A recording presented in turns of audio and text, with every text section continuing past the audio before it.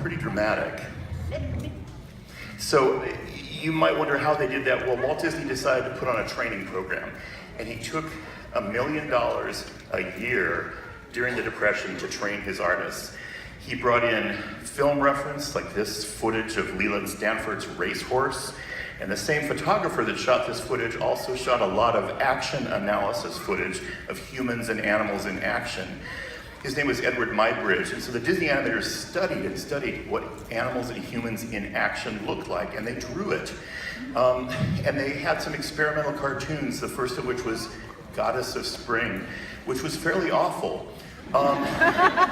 So this was kind of an experimental cartoon to see if they could do Snow White, and it was kind of corny, and the drawing wasn't that good, so they had to work harder. So they went back to school, they did more drawings, they brought animals into the studio, they brought models into the studio, and lecturers, and then they started to get it.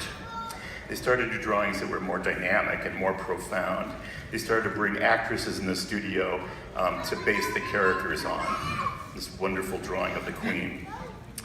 And they started to study actresses like Joan Crawford of the time, which the Queen was loosely based on. And they even studied art history. This is a statue from Europe of Ute von Ballenstedt.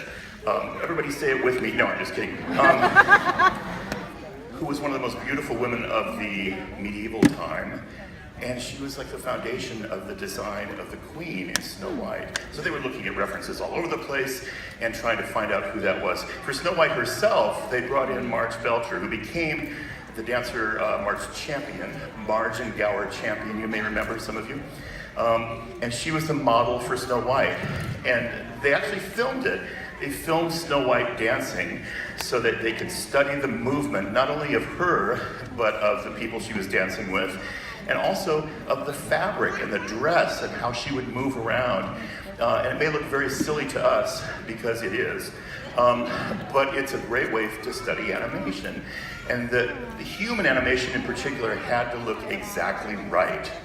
So this is Marge Belcher dancing with Frank Churchill, who was the composer of the movie, being very silly, but you'll recognize it when you see this sequence, this dance sequence, come up in context of the movie.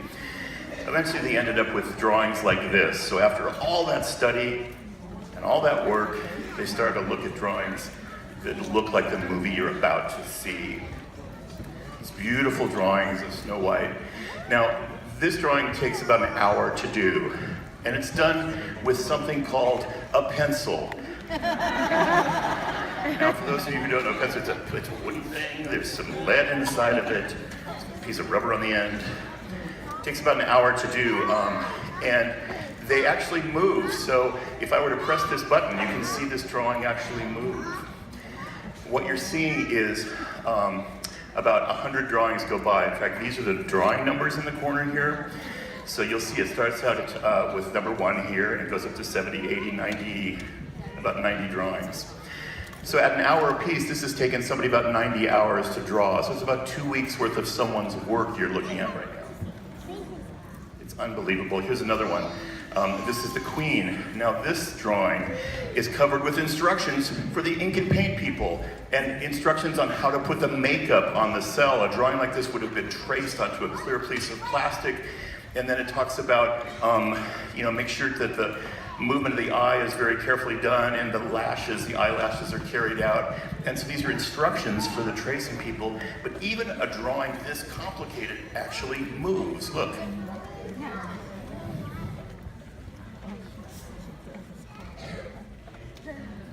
Again, about an hour a drawing, and you can see the drawing numbers go by in the corner. So when a scene like this comes up in the movie, you can actually say, okay, I saw the drawings that made that scene. Because we usually don't. These are drawings that are on the shelf somewhere. Here's another scene of Snow White running in the forest. Now there's no cameras in animation. If you want a character to run towards you, you have to draw it small and progressively bigger. So you have to draw it in perspective with the bats. And then eventually you lay that over the background. Here's the same animation laid over the background for that scene to create the feeling of perspective. So the men and women that made this movie were tremendous artists at the top of their game, and Walt Disney put even more into them in terms of their training, and it paid off beautifully. Here's another piece of the of animation of the dwarves trying to get Grumpy to take a bath.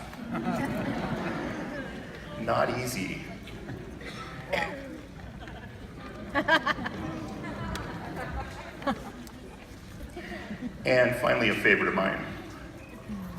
Can you make apple dumpling? Apple dumpling.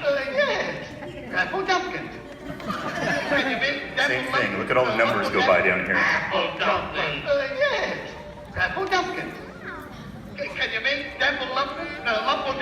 Apple dumpling. Yes, apple dumpling. So that's about 200 drawings, and that would be, maybe it's 6 or 7 seconds long. Weeks and weeks of work to do a scene like this.